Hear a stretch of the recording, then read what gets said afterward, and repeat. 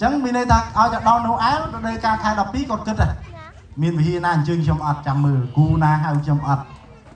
rồi còn miền trong chương na chương trong châu rùm ọt nhưng rùm phân cất xây ông pi kia ta ngay nấu áo lên miền ăn từ này dạng mấy đứa con rùm lực dương ông pi ấy và ta ăn từ này đọc bật này cam thi nấu áo cứ mình men chỉ ca mình phân cất pi cả đồ đại dương đừng từ tua bán mình men mình phân cất pi ca chúc liên muôi đại dương đừng trai châu rùm ba chi on lại bom ôn đã mình toàn từ tôi chưa bóng đừng miên ca chúc liên tạm trong cua xa rồi có tam cả lại nào muôi chỉ muốn được bom ôn trong cua xa chụp chụp ta ngoài cầm xa này xinh ta mấy ó Christmas này và ta trong chúng riêng đó on lại bom ôn đọc nên là nơi tí ní rồi có on lại bom ôn đã nơi bị chồng ngái ta lư sầm lên trong đá đừng trong chúng riêng các bất muôi tranh thì ăn từ này để bon Noel rồi có Christmas bên này tha chia ngay cầm nát rồi bỏ bè Noel bên này tha ngay cầm nát rồi bỏ bè và ta bè nè miền bè cho nó lừa phai đây đi mà đăng ta bè nè vào sân chia gì sầm đai lừa bị Noel bên này ta sầm đai từ lừa ngay cầm nát để bè sòng cừu hay bè niêm rong miền niêm tha Giêsu ở tận này này bè niêm tha Giêsu miền này tha bè đại chui sòng cừu để trồng vào đôi bí bát là miền niêm muối tiết đã prong bàn tôi lại cứ Emmanuel tại miền này tha bè cùng nơi chỉ muốn được dương sống chúng chưa ta lướt pi ắt từ này đại dương con tại kết tha ngay Noel chỉ ngay từ tua có đố ngay Noel chỉ ngay là lo có đố ở trên từ mình từ móc được có châu rùm cả mà thi ấy tại pi với liêm muối đại dương tây nước chằm trong rùng lực được có pra pi nên là bây rùng lực đó đã bỏ bồn ọt ní hai nước trong tay ta ngay Noel chỉ pi với liêm muối đại dương tây trong trăm pi chúng nó bây sắm khăn trong lương này pi làงี้này pi với liêm này ngay Noel cứ chúng nó sắm khăn thì muối đại dương tây nước chằm ta hạt ấy bản miền Noel rồi chẳng dương tây nước chằm thì ngay Noel thì ấy muốn là hai đại miền ngay Noel cả làng đứa có Christmas cả làng dương miền mua là hai tam ra cùng với bàn bằng hai tháng đời xa tại prong trời dương một prosot là lừa pan đây còn ta ấy đại cô bằng non prong prosot lừa pan đây đâm ấy trong này non là bây chúng nó là chỉ mua là hết rồi còn chỉ hai Paul ấy để dương trời trong trăm ngày Noel đứa có Christmas nơi ngày này hay còn to đây dương trăm bàn Tết trước nữa on lại bong bồn dương trăm bàn này kì sẽ đây sẵn sàng rồi á đây ông nọ hay nên đây sản thâm được không chỉ vật của con gì với chỉ vật nữa mà lại bà sân chỉ ăn miếng cái đây ông nọ ăn miếng cái đây sản thâm hay đôi chia ăn miếng phim song san được không chất tới bài chia ca đun nơi bọc phong quát hạ đôi chia ăn miếng đầm lay thì hay hạ đôi chia luôn nơi chốt kén được không đầm lay chỉ vật muối đài tới mốc còn mình đuôi tới trôi còn mình ban hay tới buổi cho mốc chỉ mùi đường ra khỏi chất chỉ sànในครั้งเดียวบรรทุกประอังมุนเปได้ยังเคยในครั้งคอ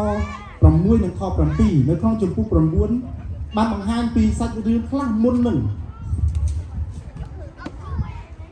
จีเป็นมวยได้ชนชีพอิสราเอลกับปงตายโดยชมมกหนึ่งการคีบสังกัดปีปูอาเซอร์ไอ้สมัยนู้นการคีบสังกัดการด่านาในกรมปีประเทศมวยแต่เรือประเทศมวยคือจีเรื่องมวยได้ลุมป้าเหมือนเดิมไอ้ปีจีจนทำไมเยอะปีจีฟลอกชองกัดสมัยในการด่านาในกรมเจ้าโดยยังจำให้ประเทศไทยยังจบตรามาในกรมบารังมาโรยชนะพุทธีลุกมาพุทธีเวทนีไอ้เมียนผู้มวยได้ในจบพุ่มกับนายบอกยังรอไงปีมุนได้ตามไอ้กษัตริย์เพียรยมอันทอดนั่นจะให้ทาพุ่มเดนิชันไอ้สักไงเมียนชูทาพุ่มเกรงเลี้ยวตอนแต่มูลค่าเอ๊ะบันเตอร์ละชั่วโมงนู้นเอาตัวแต่การต่อสู้บอกจีจนจังบานเสด็จพิษเจนปีการทิพย์สังกัดจังบานก็เลยสังคมลังวิ่งจังเมียนชีวิตได้รุ่นเลยสบายลังวิ่งเจนปีกลุ่มเมียนในการทิพย์สังกัดตอนแต่แบบตัวแต่หลุมปากพิษเราแต่ต่อสู้เราโหดเราเมียนสังเกตการล้างเมียนการต่อยุดการล้างจีมวยหนึ่งเน็ตด่านาในกรมโหดเราเตยบานกี่ไฮสมุภูมิทับภูมิเดชชันโดยซาเฟอร์การปรับปีแต่กลายนอกจากบางโปลังวิ่งโดยเปย์ได้ประเทศยืนเงินสกสมประเทศลังวิ่งเพราะฉะนั้นเอาละบางโปนี่ ជីវិតមិនថាខ្ញុំនឹងអស់អ្នកបងប្អូនទាំងអស់គ្នាយើងអត់ចង់រស់នៅក្រោមការគិតសង្កត់ទេហើយសាហាវភាពខ្លះជីវិតរបស់យើងនៅតែទទួលបាននៅការគិតសង្កត់អំណាចនៃអំពើបាបហើយនិងអំណាចនៃសេចក្តីស្លាប់នៅតែមានអំណាចលើជីវិតរបស់យើងគ្រប់គ្នាជាពិសេសអស់អ្នកបងប្អូនដែលអត់ទាន់បានទទួលជាព្រះអង្គយើងនៅជាប់គាំងនៅក្នុងអំណាចនៃសេចក្តីស្លាប់នៅឡើយដែលមិនទាន់បានទទួលជីវិតមួយដែលរស់នៅដោយសុខសាន្តដោយអំណរក្តីសង្ឃឹមទេតែសម្រាប់យើងជាអ្នកដែលជឿព្រះអង្គជាកូនរបស់ព្រះហើយយើងជឿហើយក៏យើងដឹងច្បាស់ថាយើងមានក្តីសុខសាន្តយើងមានក្តីអំណរហើយក៏មានក្តីសង្ឃឹមប៉ុន្តែដោយសារអ្នកណាមិនសុខយើងបានទេដោយសារថ្ងៃនោះឯងដោយសារថ្ងៃដែលព្រះយេស៊ូវព្រះបានប្រសូតនៅលើផែនដីថ្ងៃដែលយើង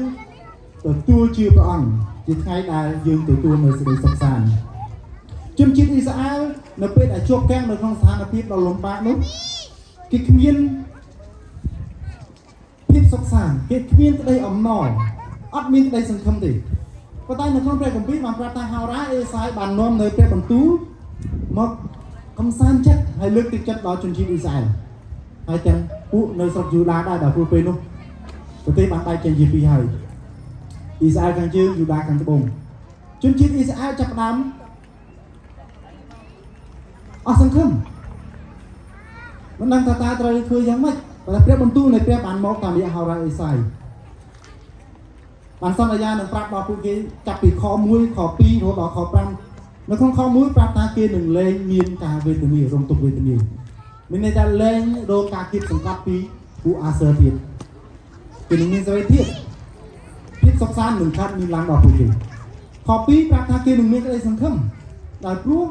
នៅក្នុងជីវិតរបស់គេនឹងលែងដើរនៅក្នុងភាពងងឹតទៀតហើយគេនឹងត្រឡប់ទៅជាម្នាក់ដែលដើរនៅក្នុងពន្លឺនៃព្រះហើយលែងដើរនៅក្នុងស្រុកនៃលុបសេចក្តីស្លាប់ទៀតហើយព្រោះមានពន្លឺបានភ្លឺមកកាន់គេហើយខ3ដល់ខ5ថាគេនឹងមានសេចក្តីអំណរខាត់មានឡើងតែ3ចំណុចគង់នៅអស់កលនៅក្នុងខ2អត់បញ្ជាក់យើងយ៉ាងច្បាស់ដូច្នេះព្រះអង្គត្រឡប់មកវិញនៅពេលដែលព្រះអង្គប្រសូតមកលើផែនដីគឺជាពេលវេលាមួយដែលយើងត្រូវចាំថាហេតុអីបានយើងអបអរនៅថ្ងៃនេះដោយសារព្រះអង្គប្រសូតមកលើផែនដីប៉ុន្តែមូលហេតុដែលព្រះអង្គប្រសូតមកលើផែនដីគឺចង់ឲ្យយើងទាំងអស់គ្នាមនុស្សគ្រប់គ្នាបានទទួលនៅសេចក្តីសុខសាន្តរួចពីការគៀបសង្កត់ខ្ញុំអត់និយាយពាក់ព័ន្ធនយោបាយទេការគៀបសង្កត់ឯវិញ្ញាណដែលយើងគ្រប់គ្នាជាមនុស្សមានបាបយើងជាប់គាំងនៅក្នុងអំណាចនៃសេចក្តីស្លាប់ដែលព្រះអង្គយើងមកដល់ឲ្យយើងនៅសេច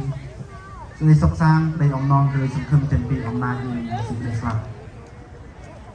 ប៉ុន្តែបើព្រោះតែមនុស្សនៅតែបន្តប្រព្រឹត្តអំពើបាបព្រះអង្គចង់ផ្ដល់ឲ្យប៉ុន្តែលើសពីអ្វីដែលព្រះអង្គចង់ផ្ដល់ឲ្យសេចក្តីសុខសាន្តក្តីអំណរនិងក្តីសង្ឃឹមចំណុចទី2គឺព្រះអង្គចង់ស្ដារទំនាក់ទំនងរបស់ផងយើងឡើងវិញខ្ញុំជឿថាទោះបីជាគ្រីស្ទបរិស័ទនៅលើផែនដីនេះឬក៏នៅពិភពលោកនេះមានចំនួនច្រើនក៏ដោយប៉ុន្តែនៅមនុស្សជាច្រើនពាន់លានអ្នកទៀតដែលមិនទាន់បានទទួលជឿព្រះអង្គនៅឡើយដែរតែដែលព្រះអង្គបង្កើតគ្រប់ទាំងអស់នៅក្នុងសួនច្បារដែរព្រះអង្គរៀបចំគ្រប់ទាំងអស់ដែលយើងត្រូវការឲ្យអត់ខ្វះខាតអីទេប៉ុន្តែយើងនៅតែចង់បានលើសពីអ្វីដែលព្រះអង្គផ្ដល់ឲ្យយើងអត់គ្រប់គ្រាន់យើងចង់បានលើសពីអ្វីដែលព្រះអង្គផ្ដល់ឲ្យហើយនៅពេលដែលយើងដាច់ចេញពីព្រះអង្គអត់មានប្រាតីអំណរព្រះអង្គអត់មានប្រាតីសុខសាន្តនៅក្នុងដួងចិត្តរបស់ព្រះអង្គទេព្រះអង្គចង់ស្ដារទំនាក់ទំនងរបស់ផងយើងដែលដាច់ចេញពីព្រះជាមួយព្រះអង្គស្ដារឡើងវិញបានជាព្រះអង្គបញ្ជូនព្រះរាជបត្រារបស់ព្រះអង្គមកព្រះនាមព្រះអង្គមាននាមយ៉ាងច្បាស់ថានាមថាយេស៊ូមានន័យថាព្រះអង្គនឹងជួយសង្គ្រោះរាជព្រះអង្គឲ្យរួចពីអំពើបាបយើងគ្រប់គ្នាដែលទទួលព្រះអង្គទទួលជាព្រះយេស៊ូវគ្រីស្ទជាព្រះអង្គសង្គ្រោះយើងនឹងរួចពីអំពើបាបហើយនឹងក្លាយជាកូនរបស់ព្រះអង្គព្រះគម្ពីរយ៉ូហានចំពោះ1ខ12ប្រាប់ថាប៉ុន្តែអស់អ្នកណាដែលទទួលព្រះអង្គគឺអស់អ្នកដែលជឿដល់ព្រះនាមទ្រង់គឺព្រះអង្គប្រទានអំណាចឲ្យបានត្រឡប់ទៅជាកូនព្រះអ្នកណាដែលទទួលព្រះនាមព្រះយេស៊ូវយើងអាចនឹងទទួលបាននូវការស្ដារឡើងវិញទំនាក់ទំនងរបស់ផងយើងជាមួយនឹងព្រះដែលយើងដាច់ចេញពីព្រះអង្គដោយសារអំពើបាប តាមរយៈព្រះយេស៊ូវគ្រីស្ទហើយព្រះអង្គមានបន្ទូលថា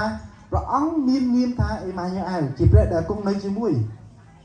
ទោះបីជាយើងដាច់ចេញពីព្រះដល់ព្រោះតែបំណងចិត្តរបស់យើងដល់ព្រោះតែអីដែលយើងចង់បានយ៉ាងណាក្តីប៉ុន្តែព្រះអង្គនៅតែស្រឡាញ់យើងហើយព្រមទទួលជំនួសយើងព្រះអង្គយាងមកមិនមែនត្រឹមតែប្រសូតលើផែនដីប៉ុណ្ណឹងគ្រប់គ្រាន់ទេព្រះអង្គសុគតលើជើងឆ្កាងសម្រាប់អំពើបាបយើងថែមទៀតបានជាលោកអេសាយបានថ្លែងទំនាយប្រាប់យើងដែរថានៅក្នុង53ខ6ហើយយើងទាំងអស់គ្នាបានទាចេញដូចជាជាមគឺយើងបានបែរចេញតាមផ្លូវយើងរៀងខ្លួនហើយព្រះយេហូវ៉ាទ្រង់បានទម្លាក់អំពើទុច្ចរិតរបស់ផងយើងទាំងអស់គ្នាទៅលើទ្រង់ទោះបីជាយើងដាច់ចេញពីព្រះអង្គដល់ព្រោះអំពើបាប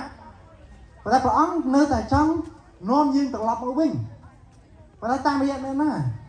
គឺព្រះយេស៊ូវគ្រីស្ទតែព្រះអង្គយាងមកប្រសូតនៅលើផែនដីហើយព្រះអង្គមានបន្ទូលយ៉ាងច្បាស់ថាអ្នកណាដែលទទួលជឿព្រះអង្គខ្លាចជាកូនរបស់ព្រះអង្គហើយអ្នកណាដែលទទួលជឿព្រះអង្គអំពើបាបរបស់យើងទាំងប៉ុន្មាននឹងត្រូវទុកដាក់លើទ្រង់ហើយយើងត្រូវបានរាប់ជាសុចរិតសាជាថ្មីឡើងវិញនោះជាចំណុចទី2ដែលយើងត្រូវដឹងថាហេតុអីបានជាមានថ្ងៃនោះឯងមានមូលហេតុជាច្រើនផ្សេងទៀតប៉ុន្តែចំណុចមួយដែលខ្ញុំចង់លើកឡើងនៅល្ងាចនេះគឺព្រះអង្គចង់ផ្ដល់នូវភាពសុខសាន្តចង់ផ្ដល់នូវជីវិតដ៏ល្អប្រសើរសម្រាប់យើងគ្រប់គ្នាហើយព្រះអង្គក៏ចង់ស្ដារនៅទំនាក់ទំនងរបស់ព្រះយើងសាជាថ្មីឡើងវិញដែរតាមរយៈព្រះរាជបុត្រារបស់ព្រះអង្គគឺព្រះយេស៊ូវគ្រីស្ទហើយចំណុចចុងក្រោយគឺនៅក្នុងថ្ងៃនោះឯងនេះយើងគួរតែរំលឹកពីចំណុចសំខាន់នេះដែលមិនគួរភ្លេចទេគឺអំពីសេចក្តីស្រឡាញ់របស់ព្រះជាមួយយើងទាំងអស់គ្នាខ្ញុំជឿថាបើសិនជាព្រះអង្គអត់ស្រឡាញ់យើងទេព្រះអង្គអត់ខ្វល់ខ្វាយទេថាតើយើងត្រូវជាប់គាំងនៅក្នុងអំពើបាបប៉ុណ្ណាយើងត្រូវស្លាប់នៅក្នុងអំពើបាបយើងត្រូវជំនុំជម្រះយើងត្រូវធ្លាក់ទៅក្នុងបឹងភ្លើងយ៉ាងម៉េចក៏យ៉ាងម៉េចទៅព្រះអង្គអត់ខ្វល់ទេបើសិនជាព្រះអង្គអត់ស្រឡាញ់យើងតែដល់ព្រោះព្រះអង្គស្រឡាញ់យើងបានជាមានថ្ងៃនេះបានជាមានថ្ងៃនោះឯកើតឡើងដល់ព្រោះព្រះអង្គស្រឡាញ់យើងព្រះអង្គរៀបចំផែនការព្រះអង្គចង់ឲ្យយើងមានសេចក្តីសុខសាន្តហើយប៉ុន្តែយើងបានដាច់ចេញពីព្រះអង្គវិញតែព្រះអង្គនៅតែតាមទាញនាំយើងមកវិញតាមរយៈព្រះរាជបុត្រាព្រះអង្គដល់ព្រោះអីព្រះអង្គស្រឡាញ់យើងដូច្នេះខ្ញុំចង់ឲ្យបងប្អូនទាំងអស់គ្នាគិតអំពីនៅថ្ងៃនេះថាថ្ងៃណូអែលថ្ងៃគ្រីស្មាស់មិនមែនជាពេលវេលាដែលយើងទទួលកាដូពីគ្នាទេតែលើសពីកាដូដែលយើងទទួលពីគ្នាទៅវិញទៅមកកាដូដែលមកពីព្រះអំណោយដែលមកពីព្រះបានមកដល់អស់លោកអ្នកបងប្អូននៅថ្ងៃនេះហើយភាពសុខសាន្តសេចក្តីអំណរហើយនឹងក្តីសង្ឃឹមព្រះអង្គបានផ្ដល់ឲ្យរួចហើយព្រះរាជបុត្រានៃព្រះដែលអាចនឹងលួចអំពើបាបរបស់យើងក៏បានយាងមករួចហើយដែរអំណោយរបស់ព្រះអង្គបានមានសម្រាប់យើងរួចហើយគឺជាអំណោយនៃក្តីសង្ឃឹមអំណោយដ៏ពោពេញដោយក្តីសង្ឃឹមដែលយើងគ្រប់គ្នាអាចទទួលបានដូច្នេះលើសពីអំណោយនៃក្តីសង្ឃឹមគឺជាក្តីស្រឡាញ់របស់ព្រះដែលយើងគួរតែរំលឹកនៅថ្ងៃនេះចំពោះខ្លួនឯងហើយប្រាប់គ្នាទៅវិញទៅមកដែរថាព្រះអង្គស្រឡាញ់យើងទាំងអស់គ្នាព្រះអង្គរាប់យើងថាទោះបីជាយើងជាមនុស្សមានបាបតែព្រះអង្គនៅតែស្រឡាញ់យើងព្រះមានបន្ទូលនៅក្នុងព្រះគម្ពីរយ៉ូហានចំពុក3ខ16និងខ17ខ16ល្បីជាងគេតែខ17ជាខមួយដែលមិនសូវអ្នកណាបានរំលឹកដល់ព្រោះតែអត់ចង់រំលឹកពីរឿងជំនុំជម្រះតែព្រះអង្គមានបន្ទូលយ៉ាងដូចនេះត្បិតព្រះទ្រង់ស្រឡាញ់មនុស្សលោកដល់ម្ល៉េះបានជាទ្រង់ប្រទានព្រះរាជបុត្រាទ្រង់តែមួយដើម្បីឲ្យអស់អ្នកណាដែលទទួលជឿដល់ព្រះរាជបុត្រានោះមិនត្រូវវិនាសឡើយគឺឲ្យមានជីវិតអកលជានិច្ចវិញព្រះអង្គស្រឡាញ់ដល់យើងមិនមែនត្រឹមតែឲ្យយើងទទួលក្តីស្រឡាញ់ព្រះអង្គប៉ុណ្ណឹងទេតែព្រះអង្គចង់ឲ្យយើងមានជីវិតដល់នៅអកលជានិច្ចមិនមែនត្រឹមតែមានអំណរនៅលើផែនដីមានក្តីសង្ឃឹមហើយមានសុខសន្តិភាពនៅលើផែនដីប៉ុណ្ណោះទេបាទអង្គចង់ឲ្យមានក្តីអំណរមានសន្តិភាពហើយមានក្តីសង្ឃឹមដល់នៅអកលក្នុងជីវិតរបស់យើងជាមួយព្រះអង្គនៅលើឋានសួគ៌ប៉ុន្តែเราមានបន្ទូលថាអស់អ្នកណាដែលជឿដល់ព្រះអង្គអស់អ្នកបងប្អូនដែលជឿដល់ព្រះអង្គហើយ ជំនឿថាយើងមានក្តីអំណរជាមួយនឹងគ្នាខ17បានបញ្ជាក់យ៉ាងដូចនេះព្រះអង្គបានប្រទានរាជបុត្រាព្រះអង្គមកមិនមែនដើម្បីឲ្យជំនុំជម្រះទេក៏មានបន្ទូលថាពីព្រោះទ្រង់បានចាត់ព្រះរាជបុត្រាទ្រង់មកក្នុងលោកីដើម្បីនឹងជំនុំជម្រះទេគឺដើម្បីឲ្យលោកីបានសង្គ្រោះពីសារព្រះអង្គស្រឡាញ់យើងប៉ុន្តែដើម្បីឲ្យយើងបានទទួលនូវសេចក្តីសង្គ្រោះព្រះអង្គលះបង់ប្រជញ្ញរបស់ព្រះអង្គលើកទៅដូចជាថ្ងៃនោះអើខ្ញុំជឿថាទោះបីជាថ្ងៃនោះមានន័យថាជាកំណើតរបស់ព្រះសង្គ្រោះមនុស្សនៅក្នុងផែនដីនេះឲ្យរួចពីអំពើបាបក្តីប៉ុន្តែក៏រំលឹកមួយពីកិច្ចការសំខាន់ដែលព្រះអង្គមានប្រជញ្ញបានវិញដែរក្នុងជំនាន់ជាបងសាទយើងមានកម្មវិធីពីរ